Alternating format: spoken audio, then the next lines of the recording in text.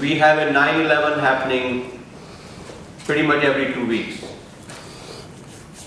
Over last decade or so, about 500,000 Americans have lost their lives in this, and the effect on the economy is almost more than $1 trillion. But you think this, I mean, epidemics probably just started 3-4 years ago, but that's not the case. It has been going on for more than 15 years. And Ian, being on the media, you probably know more about it. But the worst part is that if you look at the, I don't have the slides here, we have technical difficulties, but if you look at the graph of deaths, It's back one. what were our Surgeon General doing those years? 7 years ago, when the number of deaths were around 200,000, the call to action from the nation's Surgeon General was breastfeeding.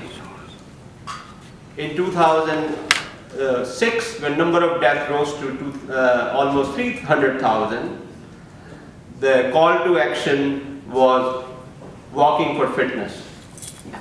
So just till last year, you know, Surgeon General was talking more about gun violence than talking about this horrible epidemic. So we wrote a letter to the Surgeon General last year, and we talked to Obama administration as well that you can't keep quiet about it. This is an issue that needs to be made public, because if a nation's top doctor, a Surgeon General, is taking a call to action on things which are important definitely, but which are not not the call of the hour, then there is a problem. And even media. I mean, you know, Ebola virus didn't kill a single people, right? And but President Obama has a Ebola czar, right? Yeah. And Zika virus didn't kill anybody. We had so much funding for Zika virus, and media was full of the about Zika virus and Ebola virus, those things which hasn't killed anybody. And so it is about time that we as a nation talk about it. That's very important, because unless we talk, people won't get engaged, people really won't take action on it. So we have the right group of people today in the hall. We have our Congresswoman, Madeline Deal, who is an attorney, a professor, mother, grandmother. Talk about multitasking. She's the perfect person. And the reason I was reading, she thought of going to the Congress was because Pennsylvania has half the women, but not a single woman from representing Washington, D.C. So this is really great that you're here. And Ian Page from Fox News, as you know, he has been on Golf Channel, ESPN, and all over the news he has covered. And we have share some common things. He lives in the house which we lived in.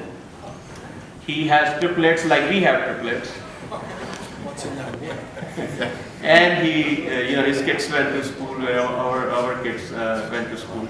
So I would like to invite our Congresswoman to say a few words about this big crisis we are facing, what the Congress is doing for it, and what you think can be done about it. Thank you so much.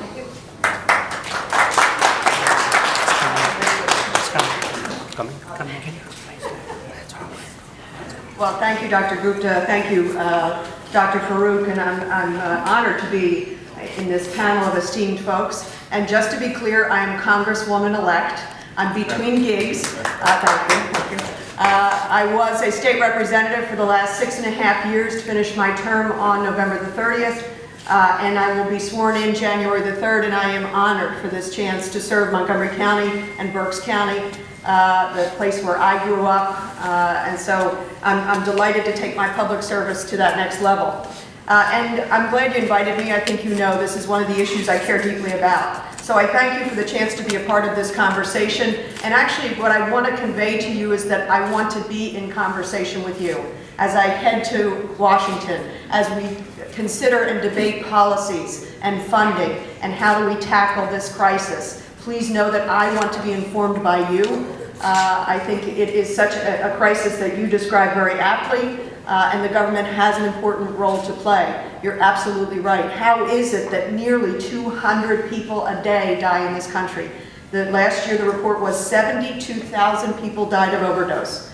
I take this, you should know that I take this issue very personally. It affects my communities. I don't know any community it doesn't affect. It affects any workplace I've ever been a part of. It affects my family. I have family members who have struggled with addiction and are blessedly in recovery. Addiction to all kinds of things, whether alcohol or pain pills. And so I take this issue very, very personally. But it is a nationwide public health crisis. You mentioned the gun crisis. That's the other issue I care deeply about. So compare these numbers. 72,000 people a year die of overdose. That's just last year, and that number has increased from the 60,000s the year before. 200 people a day. Take a look at gun violence. 33,000 people a year die of gun violence. Another 80,000 are caught in the crossfire. We're talking a 100,000 person problem. And of course, when you use those numbers, you forget each one of those individuals is a person, is a son, is a daughter, is a mother, is a family member, is a community member, is a coworker. And opioid addiction, heroin addiction knows no bounds. We know that. Sadly, we read it. Sadly, we go to funerals over it. So young people, old people, people of color, people who are wealthy, who are well off, people who are impoverished. This is a crisis. I want you to know that at the state level, I cared about it, and I was very proud to be a part of Governor Wolf's funding for Centers of Excellence. But one of the problems that we have found is with that funding for Centers of Excellence, and I'm on a roundtable with Abington Jefferson Health, where all the stakeholders are around the table. One of the problems that we find is, and I know you know about this, is that lack of connection between the person, for example, who presents in the ER, an overdose victim, and the warm handoff, the so-called warm handoff to an attempt at recovery. As a state representative, more than a year ago, I went down, I was invited as a legislator to go down to the White House under this administration, and some of my colleagues, I'm a Democrat, some of my colleagues said, "Oh, you're not going to go, are you?" I said, "Of course I'm going to go. We must go. We must partner with any administration on this issue and any other." And so I asked then Mick Mulvaney, Director of Budget, I said, "What is the president going to do about this crisis?" And he said, "Oh, we don't know what to do about it. We don't really know how to find the funding streams for it." And shortly after that, the president did declare it an emergency, but did not put any funding toward it. I'm happy to say that recently, the federal government, the Congress, did pass legislation that will fund research and that will fund about $8 billion, if the appropriation I have read is correct, toward this crisis. But I guess I'll end with this, that know that this is something I care very, very deeply about, and I want to be a policymaker and a community member that will help make a difference. But I want to be informed by you. And I am so proud of the medical community for all that you do for members of our communities to make their lives better. In a way, we're in a similar line of work. We're in this to make people's lives better. So I want to partner with you. I'll end with something that just kept ringing through my mind as I was thinking about coming here, Dr. Farooq. Gandhi said, and many others have said it as well, a nation's greatness is measured about how it treats the weakest among them. Our nation's greatness will be measured by how we treat the weakest, the forgotten, the impoverished, the poor, the addicted. If we lift them up out of those places of weakness and have them recognize their greatness and their strengths, we will be judged well. If we fail to do that, we will be judged poorly. I want to be a part of being judged well. Thank you very much. Thank you. Actually, Jerry, if I can have you on the panel too, please, Fred. So as you know, Jerry Lihaki from Parnell Lihaki firm is one of the leading attorneys in Philadelphia area, and is helping us a lot in trying to find solutions for opioid epidemic and also for how we can use medical cannabis for workers who are injured, and how can we have insurance pay for it. As you know, many of these patients really can't afford it. Even if they feel it's useful, they can't afford it. And if they have a choice between OxyContin and marijuana, they choose OxyContin because OxyContin is paid. So definitely that is something which we'll discuss in the panel.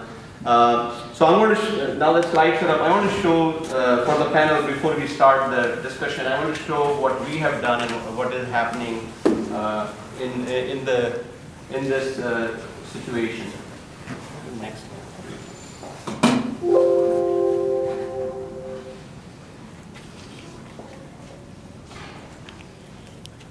So first, actually, I want to thank you, our presenting partners. MediFirst is one of the public companies that is trading in US. One of the first companies to have, for CBD, non-THC marijuana, and Ilera Healthcare, who is a marijuana dispensary in Philadelphia, and also Cure Pharmacy and Parkway Clinical Laboratory to help us and restore. So my journey started in pain management in Michigan, and my neighbor was Dr. Kevorkian, which you probably already, many of you know. He was putting, I don't even tell what he was doing, but I saw a nurse, which was 36-year-old, beautiful, lady, had 3 young children, husband is a doctor. I saw her in the clinic in the evening. It was like 4 o'clock, and she flew from Boston to Michigan. And severe pain and complaining of fibromyalgia, but no clinical objective finding. So I told her there are a lot of things available. This was 1996, but still there were opportunities available for treatment for pain. And she listened to me, and next morning I was driving back after the call, and I heard his attorney announcing that Dr. Kevorkian put her to death. Now when you hear that morning off, suddenly I woke up because I was post-call, but I said, wait, this is not possible. I just saw this girl yesterday in my clinic. There is no reason for her to commit suicide. And then Dr. Kevorkian gave a statement, she was in severe pain, there was no relief available in medicine except the death. So you can imagine if you see at the first hand, reading in the newspaper is different, but when you see it first hand, how much impact it had on me at that time. So I definitely did a lot of work on this. I thought this is a wrong way to treat pain. And after that, we did a fair amount of research on this topic, and I was also given Michiganian of the Year award by Detroit News at the time for the research work we did. But then another problem started, which we talked about before, the treating pain with another disaster medications, which are severe dose of opioids. But I feel majority of the doctors are doing a great job, 99.9% are doing extreme good job, but then there are doctors who are working with pharmaceutical companies in a manner that is really causing a lot of problems. And I'll show you a few slides. This is basically the slide to show you the situation here. As I was talking about, 2009 we had, at the time, 16,000 people were dying, and the call to action were healthy homes. When 30,000 people were dying, call to action was healthy nation. 2011 breastfeeding, 40,000 people were dying every year. 50,000 skin cancer. I'm not saying these things are not important, but when you have a nation, 50,000 Americans are dying every year, you need to take a call to action on that topic. And I actually even met with Senator Clinton at that time. She was running for president, and I said, how come this issue is not in the debate at all? She said, I know this is being kept under the rug. And it was kept under the rug. 2015, 65,000 people died. Call to action. I knew the Surgeon General personally. I went to Harvard with him, so Dr. Murthy, and it just didn't happen. Then after that, we had a lot of work done.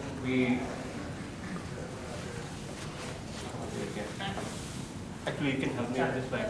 So we wrote to President Obama. We did a call to action. Congresswoman Tulsi Gabbard, spoke on the Senate floor on our behalf. And after that, we have seen in last 1 year a lot of work has been done on this. Next slide. So one thing very important to see here, when the number of deaths were increasing show what some of the companies' stock prices, right? And this is, as you know, the billionaire, Mr. Kapoor, who was basically giving the high-dose fentanyl for people, is only approved for cancer, but it will be given for back pain by claiming that these people have cancer. So no wonder these kids, when they're going to the doctor, they believe the doctor, what doctor is giving, and they follow on it.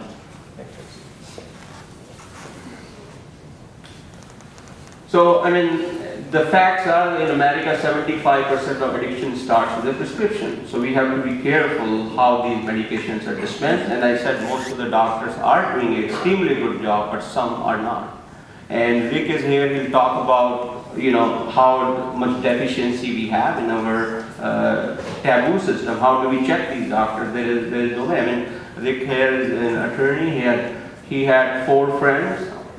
One of them died in 2007 with opioid overdose, and he complained to the medical board about the patient. Nothing happened. Then 3 years later, another patient died from the same doctor who was his friend. So, and nothing happened then. So we have no check and balance in our system for medical board. I talked to Federation of Medical Board president. He said, unless somebody complains, we don't take action. But who is going to complain here? The patients who are getting free opioid, they're not going to complain. So we have a problem in the system. Next slide. I mean, we do have, as you know, cannabis is a very strongly proven analgesic. It is proven by so many research, and Dr. Goldstein is doing a lot of research here. He can vouch for it. But still, I mean, it is Schedule 1 substance. How can you do research on a Schedule 1 thing? So there is a lot of problem. Good thing is last night we had a farm bill passed by Senate, at least for hemp-driven CBD products. We have made progress. We'll be able to do research on it. Next slide. So one thing actually we are launching on the eve of Farm Bill is CBD card. We'll be giving free card to people for patients who want to utilize CBD and for their treatment. I think this will be a thing which can be very useful for these patients. So we started a national tour in December last year with Governor Christie, and we are going in each medical school. This is one of the stops we made. Thank you to Dr. Nicholas to really help us, and Dr. Goldstein and the whole PCOM team to make this a stop for us to educate people, educate doctors, educate students, what can be done about this. Because even about medical cannabis, a lot of the people don't know about medical cannabis. I talk to the patient, they have a lot of stigma. They think it's worse than OxyContin. They think medical marijuana is bad. But who's going to tell them this medical marijuana really has no addiction? And so there is a lot of education to be done amongst doctors, amongst patients, among medical students. So this is really something which we have started, and this is our 6th stop on this. We also did a 10-city tour with different governors, educating them about what should be done and what can be done.